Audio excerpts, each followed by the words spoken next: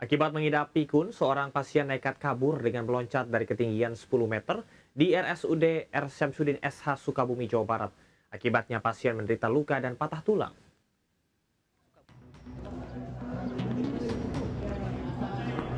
Seorang pasien berinisial A nekat loncat dari lantai 3 gedung perawatan Anyelir RSUD R. Syamsuddin SH Sukabumi, Jawa Barat.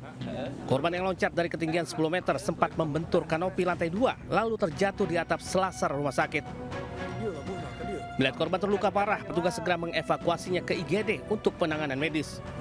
Pihak rumah sakit menyatakan pasien tengah dirawat selama 3 hari di ruang perawatan Anyelir karena penyakit jantung dan Alzheimer atau pikun.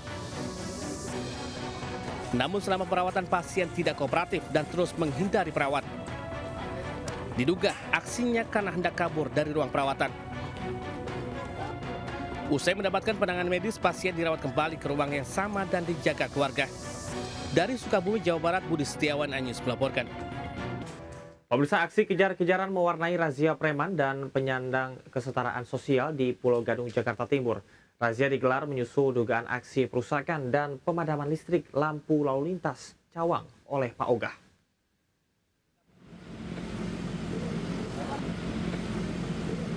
Seorang pengatur jalan liar atau Pak Ogah berupaya kabur saat terjaring razia PMKS di Jalan Kayu Putih Raya Pulau Gadung, Jakarta Timur. Ia pun kabur menghindari kejaran petugas. Melihat rekannya ditangkap, Pak Ogah lainnya lari kocar-kacir saat mengetahui petugas Satpol PP berdatangan.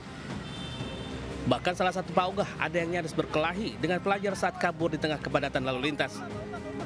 Dari hasil razia, 2 preman bertato dan 4 orang Pak Ogah digelandang ke kantor Kecamatan Pulau Gadung untuk didata.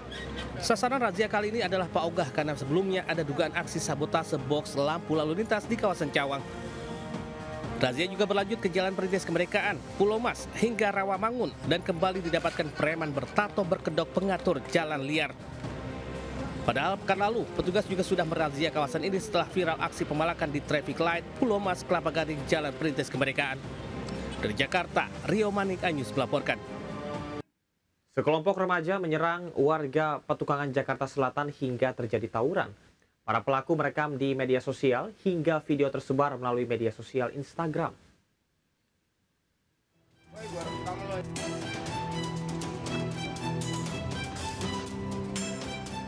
Dalam video, sekelompok geng motor menyerang warga dengan senjata tajam di kawasan Petukangan, Pesanggerahan, Jakarta Selatan. Selain menyerang warga, aksi ini mengganggu warga. Satu persatu anggota geng motor ditangkap polisi di rumahnya masing-masing setelah melakukan penyelidikan. Para pelaku dan berbagai jenis senjata tajam yang digunakan untuk menyerang disita polisi. Kelompok ini menggunakan media sosial untuk menyebarkan ajakan dan konten yang diduga menghasut. 9 orang yang ditangkap, 7 diantaranya masih berstatus pelajar SMU dan SMP. Para tersangka terancam hukuman maksimal 15 tahun penjara. Dari Jakarta, Helmi Sejangbati melaporkan. Pemirsa, pengajian yang mendatangkan Habib Rizik di Pemalang, Jawa Tengah berujung ricuh setelah 2 kelompok massa terlibat bentrokan.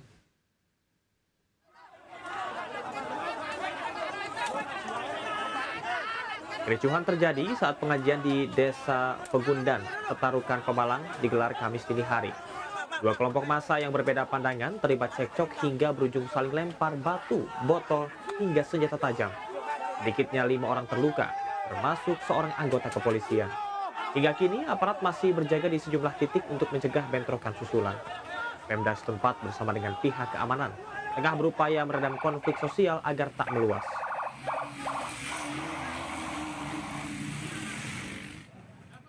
Gempa magnitudo 6,3 mengguncang Kabupaten Pohuwato, Gorontalo pagi tadi.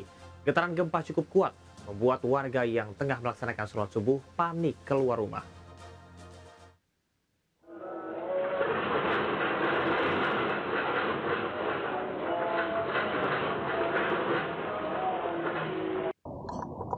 Gempa magnitudo 6,3 terjadi sekitar pukul 4.50 waktu Indonesia Tengah.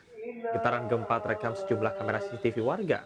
Data BMKG, gempa berpusat di 8 km tenggara Kabupaten Pohuwato, Gorontalo. Namun getaran terasa cukup kuat hingga kota Gorontalo. Meski skala gempa cukup besar, BPBD menyatakan belum ada laporan kerusakan maupun korban jiwa.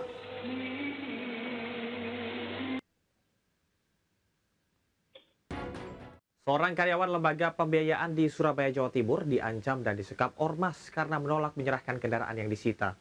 Kelima anggota ormas ditangkap dan ditetapkan sebagai tersangka.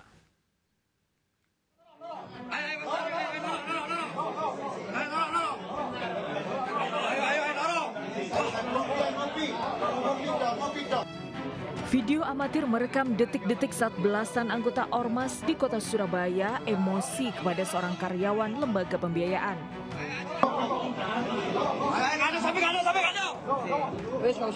Tak hanya diintimidasi, karyawan tersebut juga digelandang ramai-ramai dan disekap oleh beberapa anggota ormas. Cekcok berawal saat anggota ormas meminta karyawan lembaga pembiayaan untuk mengeluarkan truk yang disita karena menunggak cicilan kredit. Namun permintaan itu tak bisa dipenuhi hingga memicu kekesalan anggota ormas. Usai video ini viral, 5 orang anggota ormas ditangkap polisi dan ditetapkan sebagai tersangka. Para pelaku diancam pasal pengeroyokan dan pengancaman dengan kekerasan. Dari Surabaya, Jawa Timur, Nur Syafei, iNews melaporkan. Kemacetan parah terjadi dampak 2 truk terguling di jalur Gentong, Tasikmalaya, Jawa Barat. Akibat kecelakaan, 2 sopir menderita luka dan 1 diantaranya menderita patah tulang.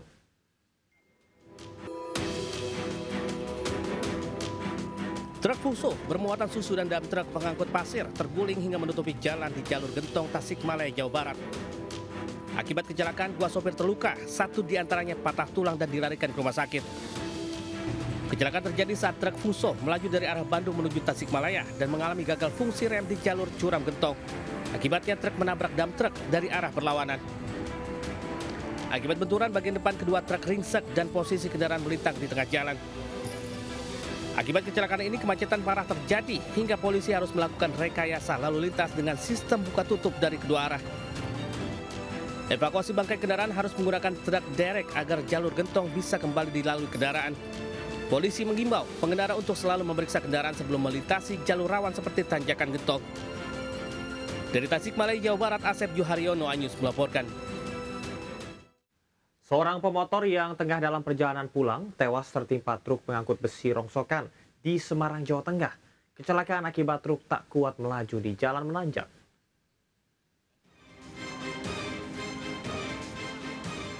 Petugas Basarnas berusaha mengevakuasi jasad seorang pemotor yang tertimpa truk pengangkut besi rongsokan dan terguling di jembatan layang Jalan Arteri Yosudarso, Semarang.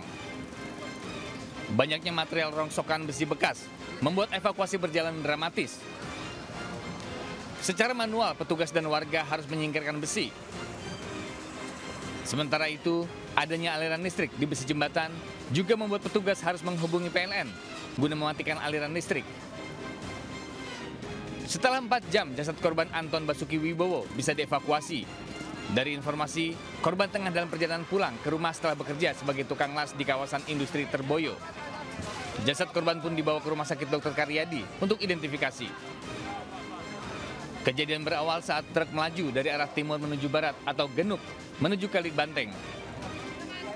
Saat melalui jalan menanjak di jembatan layang, tiba-tiba truk miring. Truk sempat berhenti, namun akibat goncangan dari truk lain yang melintas, truk tiba-tiba terguling dan menimpa korban yang berada di samping.